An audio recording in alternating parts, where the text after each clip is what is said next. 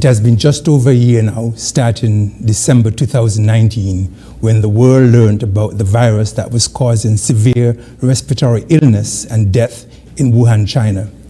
The virus was soon identified as SARS-CoV-2, responsible for COVID-19 disease.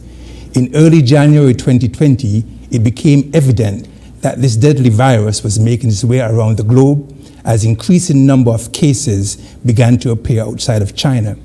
Healthcare workers around the world found themselves strangers in a strange land, battling a new and deadly disease. We here in the Federation did not wait until it reached our shores to begin our preparations.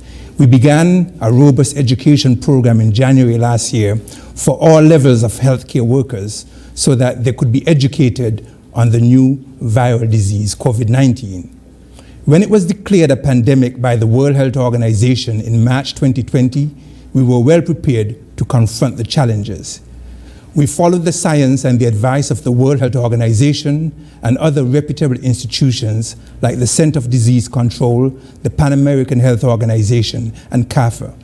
The recommendations were that all countries should increase their level of preparedness and response to identify, manage, and care for new cases of COVID-19, that countries should prepare to respond to different public health scenarios, cognizant of the fact that there was no one-size-fits-all approach in managing the outbreak of COVID-19, and that each country should assess its risk and rapidly implement the necessary measures at the appropriate scale to reduce both COVID-19 transmission and economic, public, and social impacts. We knew then from very early that there were tough decisions to be made and that we needed to strike a delicate balance between the containment of the virus and the socioeconomic impact from the containment measures, lives and livelihood. But in all decisions, saving lives must take precedence. That is why, for example, we were one of the first to turn back cruise ships in early March 2020 that we thought posed a significant risk of importation of the virus, while other Caribbean countries were still accepting them. We developed a strategy of preparedness and response plan to COVID-19 with the aims to slow and stop transmission, thereby preventing outbreaks, provide optimal care for all patients, especially the seriously ill, and minimize the impact of the epidemic on health systems, social services, and economic activity. Our approach was one of a whole-of-society approach to support preparedness and response, calling on everyone and every sector of society to play a role. The government injected $16 million into our health system to bring us into a state of readiness to fight COVID-19. We took a number of important decisions that got us to where we are today. The pandemic was declared a national emergency, and the National Emergency Operating Center was activated to address it under our chair, Mr. Abdi Samuel. The Health Emergency Operating Center was activated, and our team met on a regular basis, virtually and in person, to address the crisis, headed by Dr. Hazel Laws, our CMO. We sensitized the public to their active role in the response and stressed the importance of personal responsibility in this fight. We kept you informed with regular public service announcements, press conferences, and filmed educational interviews on COVID-19 using every media outlet at our disposal. In addition to health worker education, we took the educational activity across the Federation to every school, major businesses, nursing care institutions, and the prison.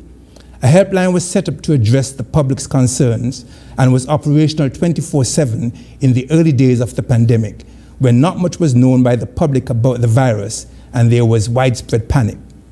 We enhanced our hospital and community preparedness plan to ensure that space, staffing, and supplies were adequate for a surge in patient care needs.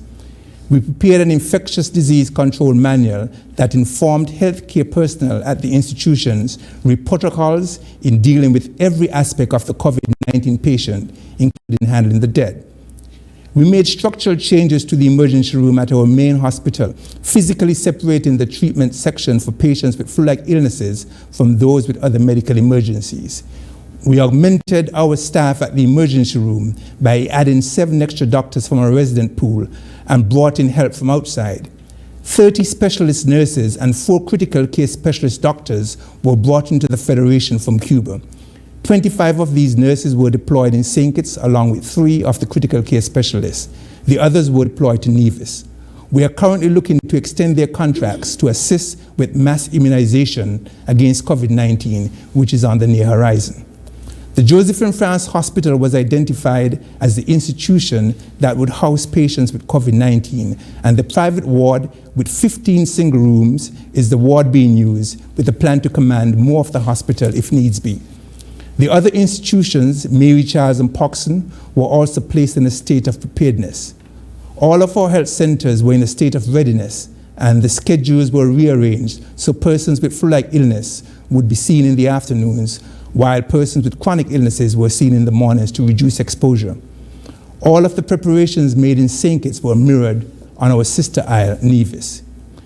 We were also continually monitoring the market for new approved products to aid in the fight, be it laboratory diagnostics, therapeutics, and vaccine.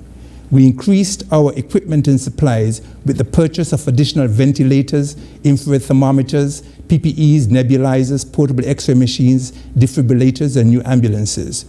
We continually assessed where we were and the effectiveness of what we had accomplished and used that information to plan future preparedness and response activities.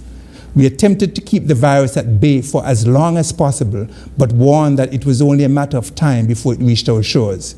We saw cases rise in major first world countries and around Caribbean neighbors, yet the Federation remained one of the few nations with 0 cases for an extended period of time. We were one of the last places on the face of the earth to have the virus cross its borders. When our first imported case arrived on the 25th of March last year, I remember the wave of panic that hit the nation. This was at a time in the disease history where not much was known, there was no effective treatment, and the death toll was climbing across the globe. We sought to calm the nation, but yet make persons aware of the magnitude of the challenge we face through daily COVID-19 briefings. The entire nation tuned in every day at 5 p.m. to hear the latest updates. We closed our borders in a timely manner on the 25th of March 2020 to curb the number of imported cases so that we would not overwhelm our health system, so-called flattening the curve. Prior to the closure of our borders, those who could leave, left. I remember sitting in one of the early meetings with Prime Minister Harris and other cabinet members discussing the challenges we face. The mood in the room was very somber. There are a few words from that meeting that PM said that resonate with me even today, and I quote, "All we have now is us. All we have is us. There is no one else who's coming to help us, and we have to do everything within our power to survive this pandemic." Those few words express the enormity and severity of the task we had at hand as a nation. For us, it was an urgent call to action, and we all set to work. We started a robust testing, isolation, and quarantine program. We ensured that all who needed to be tested were tested using the gold standard PCR test, and isolated all positive patients and quarantined anyone with a potential exposure. To date, we have tested 7,923 persons with 39 positive, a positivity rate of 0.5%, which puts us way below the 5% threshold that the World Health Organization asks countries to aim for as an index of control of the disease. I am happy that we were able to move from the dependency on CAFA in Trinidad for our testing with the development of reliable local testing capacity through next-gen laboratories. We were therefore able to get results in a timely manner and make informed decisions re isolation and quarantine.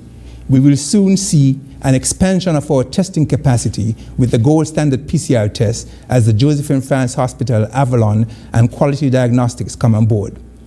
We knew that it was only through strict adherence to science that we could succeed, and we kept this at the core of every decision we made. The protocols imposed with regards to COVID-19 were without exception across the board. You were quarantined or isolated if you needed to be, whether you were friend, family, or foe, royal or commoner. We imposed a national lockdown and curfews to contain the virus, and we were one of the few nations to avoid community spread to date. Though we were criticized for a 14-day quarantine while some countries chose to not to quarantine or had a much limited quarantine period, we stuck to what we believed, backed by scientific evidence. We mandated the use of the gold standard PCR tests and ignored calls to use less reliable antibody and antigen tests.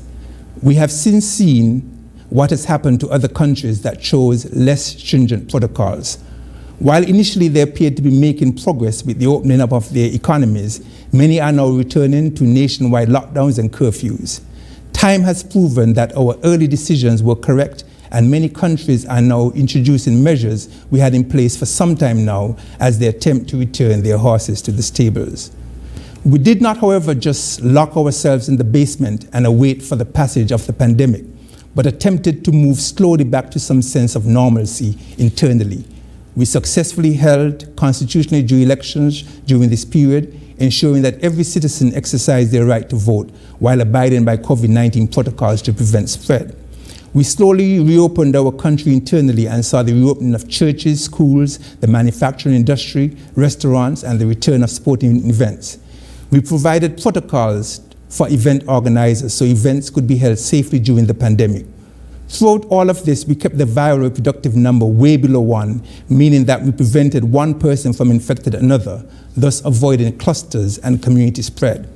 On the 31st of October 2020, we reopened our borders to international travel and warned that the virus would soon return. We made an early decision to exit the proposed Caribbean bubble to protect our people, as other countries in the bubble had less stringent entry protocols.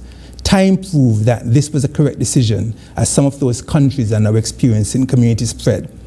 We have seen an increase in the number of imported cases since the opening of our borders, which was inevitable, but have successfully contained all the imported cases.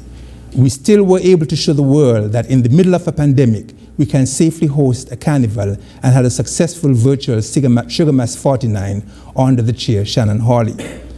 We have seen success at containing this virus with the prescription of non-pharmaceuticals, social distancing, wearing a mask, hand sanitizing, and proper cough etiquette. Because of the personal responsibility assumed by most, if not all, of our citizens, we have contained the virus thus far with no major hospitalizations and as yet no deaths, despite the fact that globally there are over 2.2 million deaths, and over 440,000 deaths in the United States. Of note, January was the deadliest month in the USA since the pandemic, with over 95,000 persons dead, equivalent to one person dying every 30 seconds for the entire month of January. The success of this little federation in managing COVID-19 has caused us to be recognized internationally as the country with the lowest rate of confirmed COVID-19 cases and having the lowest COVID-19 risk in the hemisphere. I commend the leadership, starting with our PM, for getting us this far, but it would not have been possible without the cooperation of you, the public, and the personal sacrifices many had to endure along this path. Tonight, I want to say thanks to each and every one of you who made an effort in this fight. The crisis is, however, not over. The war against the virus is not done. We can lose all the gains we have made tomorrow if we lapse into complacency and succumb to COVID fatigue. With new and contagious strains emerging, we need to be even more vigilant. Our plan was to hold strain until the vaccine arrived. We have been successful thus far in reaching this goal. There are now a number of vaccines available with very good efficacy at preventing severe disease and death.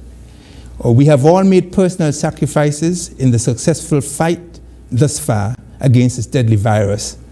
And of course, some made greater sacrifices than others. We thank the Almighty God, however, that of the 2.2 million deaths globally, none were from the Federation of St. Kitts and Nevis. Let us continue the fight. I thank you. And I thank you, Dr. Wilkinson.